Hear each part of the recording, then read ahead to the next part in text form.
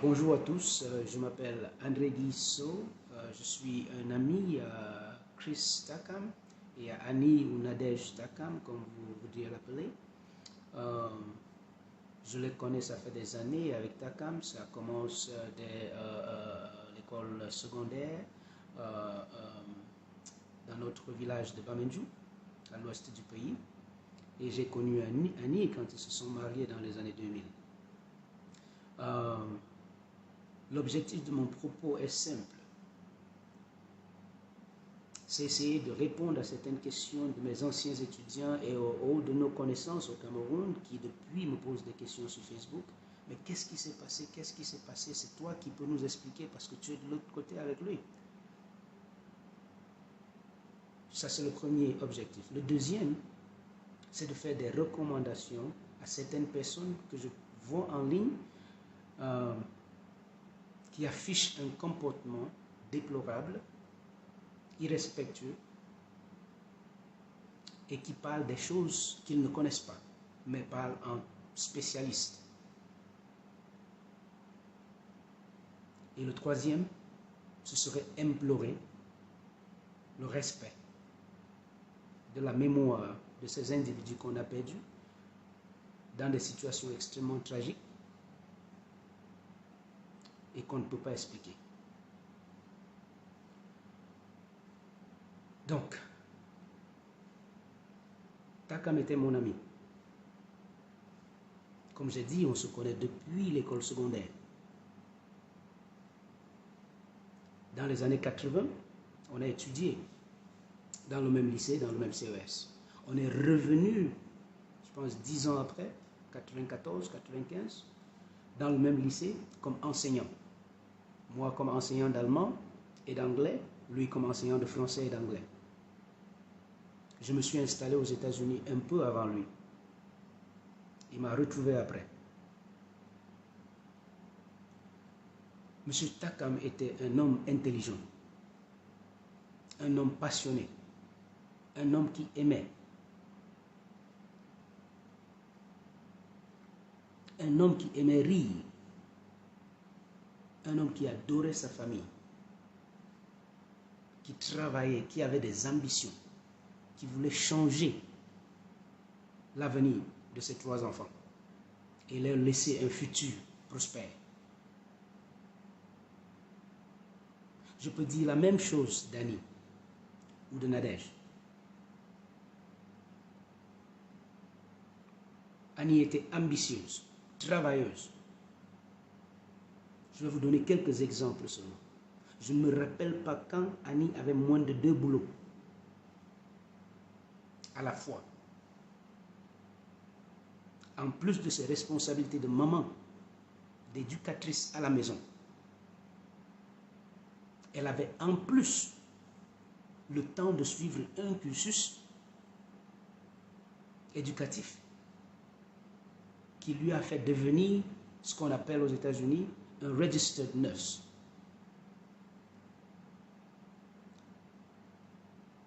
Donc, je vais vous dire ceci à tous ceux qui sont en train d'écrire des futilités en ligne, que Nadège n'était pas une tontine. Elle était une travailleuse. Elle avait des ambitions. Et en fait, d'entre les deux, je pense que c'est elle qui a compris ce qu'il fallait faire pour vraiment vivre. Pour vraiment vivre le rêve américain. J'ai lu quelque part qu'elle était une tontine et puis que toutes ses études avaient été payées par mon ami Takam et qu'il avait acheté une maison et que c'est une autre personne qui en bénéficiait. La maison appartenait aux deux. Les deux contribuaient de la même façon pour le paiement de l'hypothèque.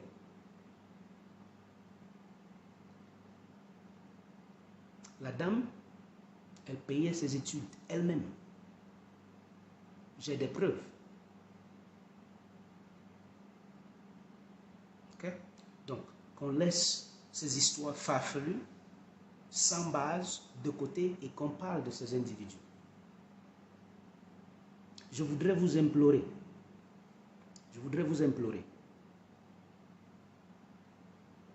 à ne pas parler de ce que vous ne connaissez pas. Et si vous ne connaissez pas, c'est une base scientifique, logique, très simple. On ne sait pas, on se tait et on pose des questions.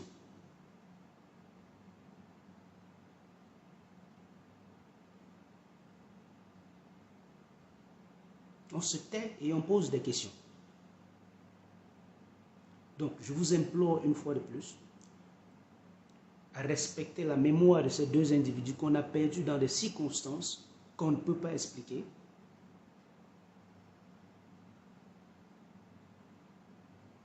Parce qu'on n'a pas l'espace pour le faire maintenant.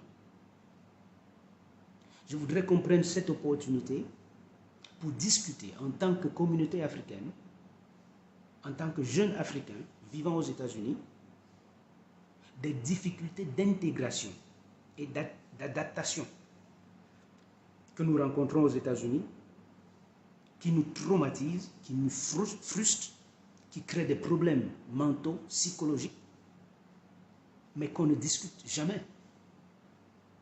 Parce qu'on est des fiers Africains. Il faudrait que ça cesse.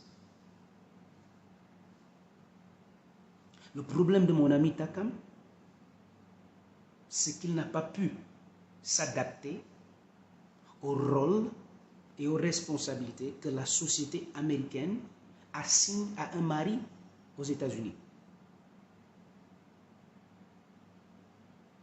Et c'était une bataille quotidienne.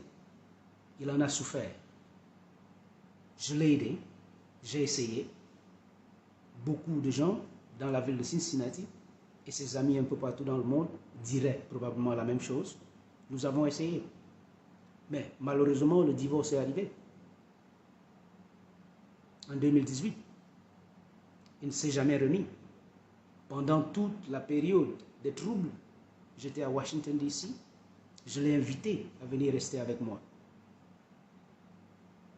Takam a refusé. On m'a affecté en République dominicaine où j'ai fait 2 ans. À Saint-Domingue, j'ai invité Takam de venir passer une année chez moi. Prendre un peu de l'air, se détendre, réanalyser les choses. Takam n'a pas pu. J'ai parlé avec lui 4 jours avant cet événement. Il m'a dit qu'il ne se portait pas bien, qu'il n'allait pas bien. Mais je ne pouvais pas imaginer qu'il en arrivait. Il devait arriver là. Ok? Donc si quelqu'un vous dit, si quelqu'un écrit des articles à partir de New York,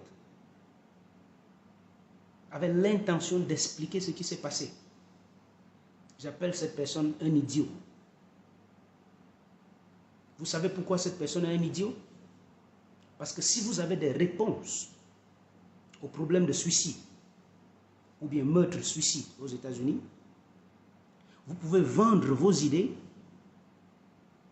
à la faculté d'études psychologiques, je ne sais pas comment ça s'appelle, à Harvard University, ou bien dans n'importe quelle université américaine qui étudie les problèmes mentaux, et vous allez devenir très riche. Donc si vous ne pouvez pas faire ça, je vous demande, au nom de ses amis, au nom des gens qui le connaissaient, au nom de ses 3 enfants qu'il a abandonnés,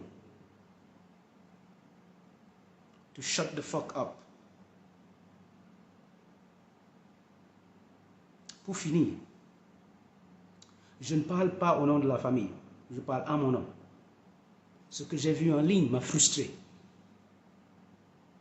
À un moment pareil, en tant qu'Africain, en tant qu'être humain, tout ce que nous pourrions faire, c'est de respecter la mémoire de ces individus.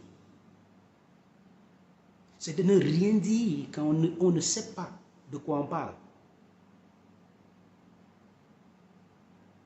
Ou bien de poser des questions pour essayer de savoir. Je vous implore aussi d'utiliser cette opportunité pour commencer à discuter des problèmes fondamentaux que les hommes africains et les femmes africaines rencontrent aux États-Unis parce qu'ils se sentent déracinés. Des problèmes d'intégration, des problèmes d'adaptation, dont la communauté africaine ne parle jamais. Si on le fait, peut-être dans 1 mois, dans 2 mois, on ne va pas avoir un autre cas comme celui-ci. Et pour finir, sachez qu'il a laissé 2 enfants, oui, 3 enfants. Ils ont laissé 3 enfants. Nous ne parlons pas de ces 3 maintenant. Tous ceux qui racontent ce qu'ils veulent raconter en ligne n'ont aucun mot, aucune solution pour ces 3 pauvres Camerounais américains qu'on a laissés. Donc, s'il vous plaît, respectons leur mémoire. Ne prétendons pas connaître ce qu'on ne connaît pas. Et taisons-nous quand on ne sait pas ce qui se passe. Merci.